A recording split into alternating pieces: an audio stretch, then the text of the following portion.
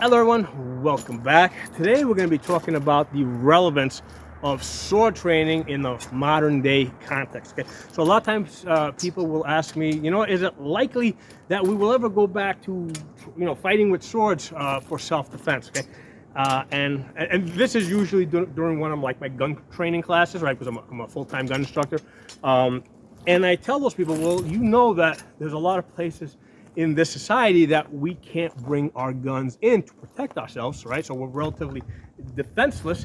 So if you're able to develop some other weapon skills, it might really be useful because using any weapon is better than using just your bare hands. Well, and then people will say, well, usually in those places that I'm not allowed to go with my gun, I'm not allowed to bring a 3-foot sword, right? Well, I tell people, well, here's the thing. This is not just a sword, right? This is basically a 3-foot piece of steel, right? And this is going to move in a way that's very similar to other pieces of metal or wood that are long like this, okay? So a lot of people think that they can just pick up a baseball bat or a pipe and be able to fight with that just because at some point, they were basically striking some tree or something with a baseball bat, right? But here's the thing, the tree was not trying to hit them back. The tree was not moving.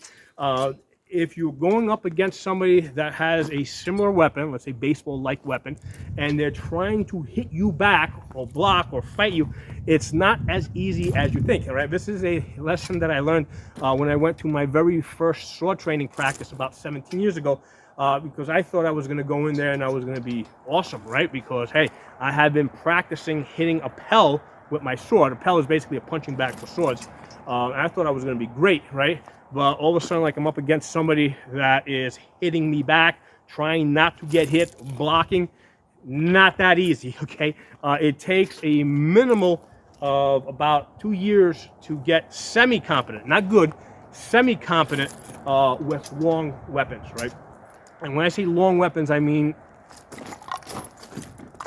just anything that is long like this, okay? So here's the thing. These two weapons over here are going to move in a similar way, okay? Because, this is a long sword. Now, this sword was designed primarily to be used from horseback by knights, okay? So you notice it's got a long blade that's flat, but it's got a parallel edge. So a lot of the weight of the sword is down towards the end over here. And the reason for that is because if you're on horse, right, and the horse is moving forward, you're using the momentum of the horse to strike forward, okay? So the horse is creating momentum for you so you can either strike forward or strike down at people on the ground, okay? So that's where this type of a sword really, is beneficial. However, a lot of times knights were on the ground, right? So they would have had to develop techniques to swing this on the ground. So here's the issue with this. Because this sword is kind of blade heavy, right? You can't just punch this out like that, right? And be able to generate enough force. So I have to generate the force down here. Basically, the legs are, this is the main engine of your body. So what I'm doing is I'm using my legs to generate force. So, if I'm doing this with my arms, that's very tiring. Doing this with the legs, I can do this for a long time. Or rotational cuts, right? If you notice, if I'm going like this, right, I'm not doing that just to look cool.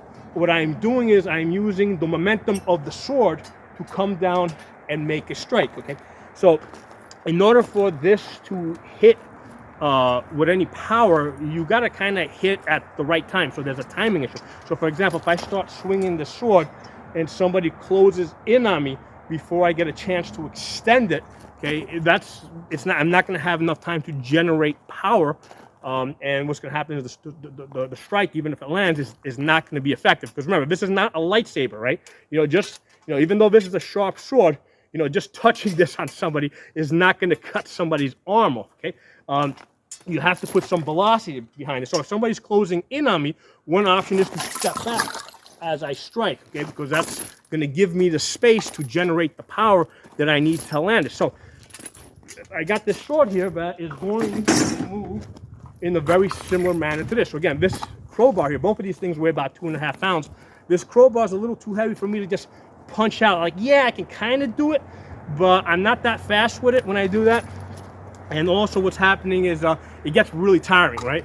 If I try to make lots of, so with this, I'm a lot more efficient generating the power from the legs. You can see how I'm able to do that while using rotational cuts, right? So again, there's an issue of timing. A lot of times I will see people grab something like this and they're just making figure eights. That's not enough. You have to be able to time it. Somebody's going to also be attacking you. You have to, you have to make the block and basically use the, be able to recover from that block and go into a strike of your own. Okay, so and this isn't going to be a detailed video about how to use these type of weapons, right? But I'm just basically introducing the idea. So these two weapons over here, they kind of match up in terms of how they're going to move. Okay, with both of these weapons, because they're blade heavy, I have to generate power from the legs, or I have to make a rotational cut in order to generate enough power. So here I have a different sword. If you look at this sword, this one has more of the weight back here. It's a little bit shorter. This is really optimized for fighting on foot. Okay, so with this type of a sword, because there's less weight up here, I can fight this as a boxer, right? I can sit here, and I can make cuts like that. That's what this sword is optimized for. I can make rotational cuts, but I don't need to, right? I can just box this out. I can make really quick cuts with this. This is going to move really similar to this, okay? So again, I can make a rotational cut, but I really don't need to. So these two weapons are going to move in a very similar manner, okay? And then lastly, I've got this rapier. So again, each of these three swords move entirely differently, okay? So this sword here, I have a very long, thin blade. This sword over here, even if it has a sharp edge on it, it just does not have enough mass to be able to hit any of the large bones, right, and be able to do much effect. However, with a tip on this, right, if this had if the tip was present, I would be able to stab into a foot and basically go completely through the shoe all the way into the ground, right? Because this is optimized for thrusting. Now, I can use cuts, first of all, to beat somebody else's blade out of the way, or to hit somebody on the fingers, maybe on the face, but especially on the fingers, right? So for the purpose of this video, we're going to talk about hitting somebody on the fingers, because if somebody's holding a sword and you manage to make a cut at their fingers, right, it's going to hurt. Okay, fingers are very sensitive to being hit.